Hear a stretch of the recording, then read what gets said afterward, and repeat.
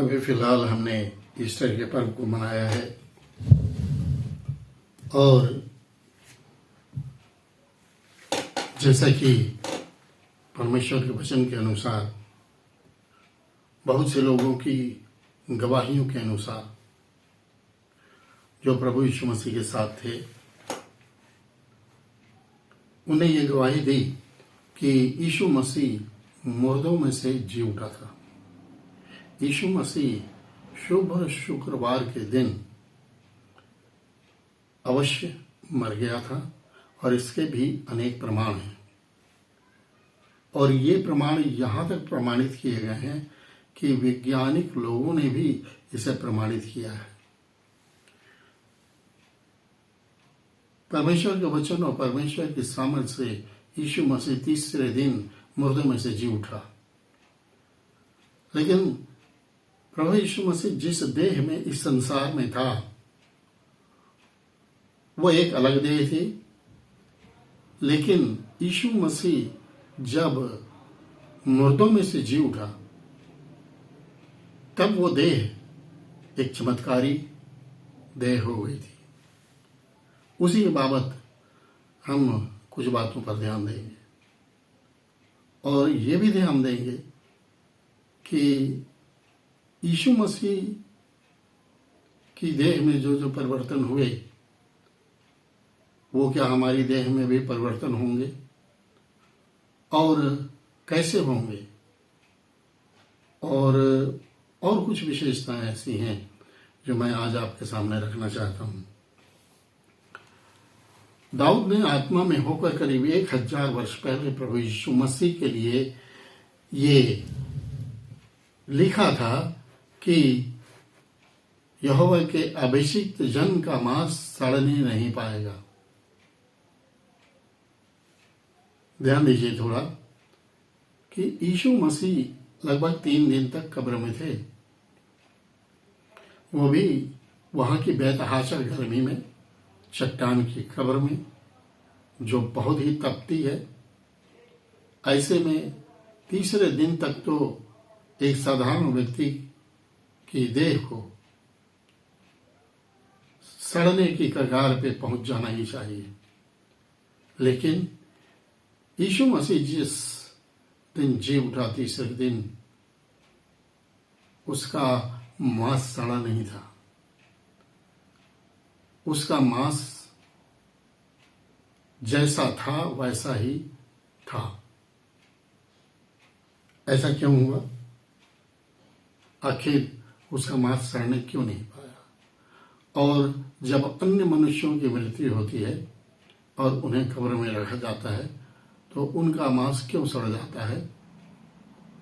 जैसा कि लिखा है कि मिट्टी मिट्टी में मिल जाएगी, लेकिन यीशु मसीह मिट्टी भी था लेकिन स्वर्गीय भी था। प्रभु यीशु मसीह का मांस सड़ने नहीं पाया। इसका एक प्रमुख कारण है जो परमेश्वर के वचन में दिया हुआ है और यिर्मयाह नबी की पुस्तक उसका 11 अध्याय उसकी 15 आयत में लिखा है इजराइलियों के लिए। थोड़ा ध्यान दीजिएगा, इजराइलियों के लिखा हुआ है, मेरी प्रिया को मेरे घर में क्या काम। इजराइल परमेश्वर की प्रिया के रूप में ग्रहण की गई थी। लिखा है मेरी प्रिया को मेरे घर में क्या काम। उसने तो बहुतों के साथ कुकर्म किया। यहाँ पर कुकर्म का मतलब शारीरिक कुकर्म से नहीं है, परंतु इजराइलियों ने ऐसे ऐसे देवी देवताओं की पूजा अर्चना की जिन्हें वो न वो जानते थे न उनके पूर्वज जानते थे। और ये एक आत्मिक व्यभिचार की श्रेणी में आता है। लिखा है तूने बहुतों के साथ कुकर्म किया और तेरी पवित्रता पूरी रीति से जाती रही, और तेरी पवित्रता पूरी रीति से जाती रही। जब तू बुराई करती है तब प्रसन्न होती है। इस आयत के फुट नोट में नीचे लिखा हुआ है कि पवित्र मांस तुझ पर से चला गया। कहने का तात्पर्य यह है कि जब हम किसी धार्मिक व्यभिचार में पड़ जाते हैं, हम भी इजरायलियों के जैसे कोई अन्य देवी देवताओं वगैरह वगैरह को नमन और दंडवत करने लगते हैं, किसी भी तरह से, प्रत्याशित या अप्रत्याशित, तो हम भी इसी श्रेणी में आ जाते हैं। आप कहेंगे कि हम अन्य देवी देवताओं के सामने नहीं झुकते। बिल्कुल यकीनन आप नहीं झुकते हैं मसीही लोग, लेकिन हम अनाज्ञाकारिता करते हैं। अनाज्ञाकारिता का ही कारण है कि वचन में लिखा है मिट्टी मिट्टी में मिल जाएगी। उसी के कारण पाप आया, मृत्यु आई, और मृत्यु के बाद जो ये देह है वो कहाँ मिल जाएगी? मिट्टी मिट्टी में ही मिल जाएगी। अनाज्ञाकारिता के अलावा हमें लोभ पाया जाता है, हमें व्यभिचार भी पाया जाता है, हमें कई ऐसे कार्य हमारे मसीही समाज के कुछ लोग करते हैं। बड़े दुख के साथ बोलना पड़ता है कि ओझाओं वगैरह की शरण में चले जाते हैं, और न जाने कितने ऐसे सांसारिक कार्य हैं या बुराइयां हैं जिसके कारण से जो हमारा मांस पवित्र रहता है वो अपवित्र हो जाता है, और इसलिए जब हम कब्र में गाड़े जाते हैं तो हमारा मांस मिट्टी का मिट्टी में मिल जाता है, सड़ जाता है, गल जाता है। लेकिन कुछ ऐसी वस्तुएं कब्र में रह जाती हैं जिसके ऊपर एक पुनर्जीवन का निर्माण होता है, और वो होता है हमारी हड्डियां। हड्डियां गलती नहीं है, हड्डियां सड़ती नहीं है। और जिस दिन प्रभु यीशु मसीह आएंगे, जिस दिन रैप्चर होगा, जिस दिन एक बड़ा पुनरुत्थान होगा, जिस दिन एक बहुत बड़ा रिजरेक्शन डे होगा, जिस दिन प्रभु यीशु मसीह अपनी कलीसिया को उठा के ले जाएंगे हवा में और हवा में मिलेंगे, उस दिन ये हड्डियां, इन हड्डियों के ऊपर ही एक ऐसा मांस चढ़ाया जाएगा जो पवित्र रहेगा, अमरता का रहेगा। इसके अलावा कुछ और चीजों को हम देखते हैं। यीशु मसीह की देह में जो पुनरुत्थित हुई थी उसमें एक चीज की और कमी थी, और वो था लहू।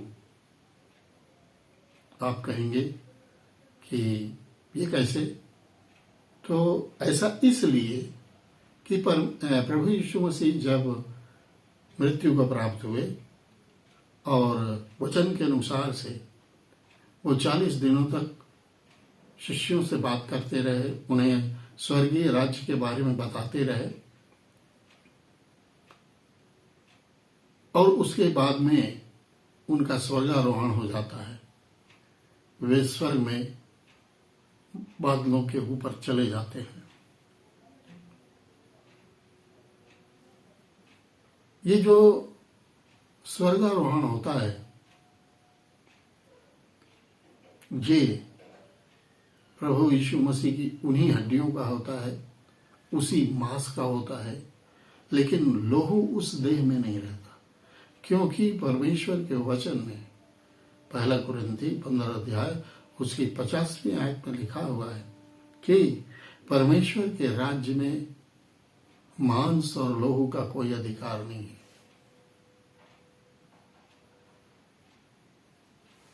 तो देखिए, यीशु मसीह जिस मांस में थे वो तो पवित्र था। वो देह यीशु मसीह की जो पुनरुत्थित हुई थी उसमें लोहू नहीं था। यीशु मसीह की जो देह पुनरुत्थित हुई थी उसमें वही हड्डियां थीं जो उसने आकर संसार में इंसान के रूप में प्राप्त की थी।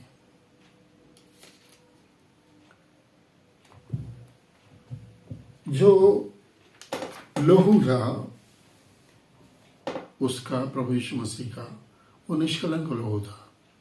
और जैसा कि परमेश्वर का वचन कहता है, जैसा कि इतिहास बोलता है, जैसा कि हम सब मानते हैं कि यीशु मसीह ने सलीब के ऊपर अपने लोहू का एक एक कतरा जगत के ऐसे लोगों के लिए जो उस पर विश्वास करेंगे उनके पापों की क्षमा की, मुक्ति के लिए बहा दिया। क्योंकि परमेश्वर के वचन के अनुसार से प्राणों का छुटकारा, प्राणों का प्रायश्चित सिर्फ लहू से होता है। ऐसी कुर्बानी, अद्भुत कुर्बानी मसीह की,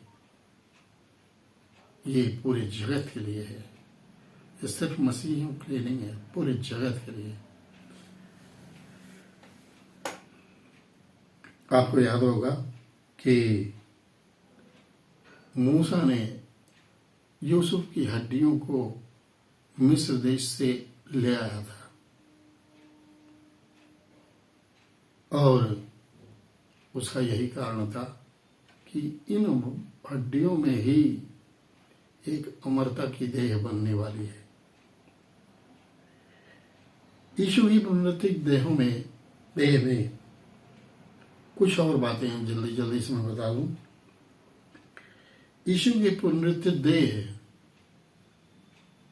हर बैरियर्स को, हर रुकावटों को, हर विघ्नों को, बाधाओं को लांघ सकती थी।